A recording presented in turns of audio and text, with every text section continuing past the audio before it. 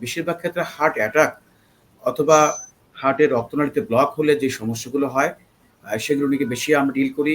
এবং এর সাথে অন্যান্য কারণগুলো হয়, বুকের চাপ হতে পারে বা যেটাকে অনেকে সাধারণ ভাষা বলে বুকে ব্যথা বা দম বন্ধ আসতে পারে।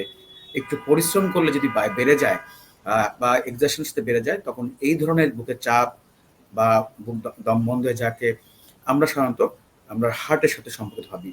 অনেকে শ্বাসকষ্ট হয়, অনেকের এই ব্যথাটি একটু বুকের দিকে আস্তে আস্তে বাম দিকে যায়, একটু চোয়ালের দিকে যেতে পারে, কারো পিঠে যায়।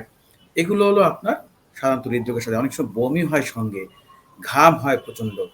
অর্থাৎ একটি হার্ট অ্যাটাক হওয়ার পরে সেটি তার তার অর্থাৎ চলমান আছে প্রক্রিয়াটি। অনেক সময় হয়তো 100% ব্লক হলে সাধারণত রক্তনালীতে হার্ট অ্যাটাক হয়। কিন্তু হয়তোবা হার্ট অ্যাটাক হয়নি। কিন্তু 70% এর মতো হয়তো ব্লক আছে। তখন একটু হাঁটলে, এই পরিশ্রমগুলো করলেই সমস্যাগুলো হবে। তখন আমরা কিন্তু কিছু পরীক্ষা-নিরীক্ষার মাধ্যমে জানতে পারি যে তার আসলে হার্টের রোগ আছে কিনা।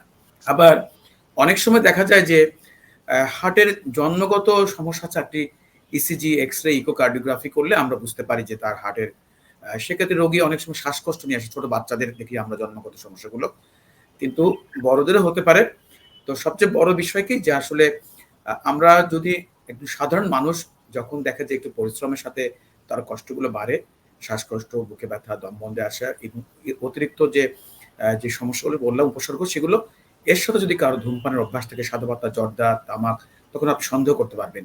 অথবা তার পরিবারে কোনো হৃদরোগ ইতিহাস ছিল, অথবা তার আগে কারো ভাই বোনের কারো অন্যান্য রোগ আছে। অর্থাৎ আপনার বুঝতে হবে যে যে উপসর্গগুলো বললাম তার সাথে যদি অন্যান্য যে উপসর্গগুলোর সাথে যে ফ্যামিলি হিস্ট্রি এবং তার অন্যান্য যে ঝুঁকিগুলো আমরা যদি মিলিয়ে নিতে পারি, আমাদের সন্দেহ তালিকায় থাকবে যে হৃদরোগ হতে পারে।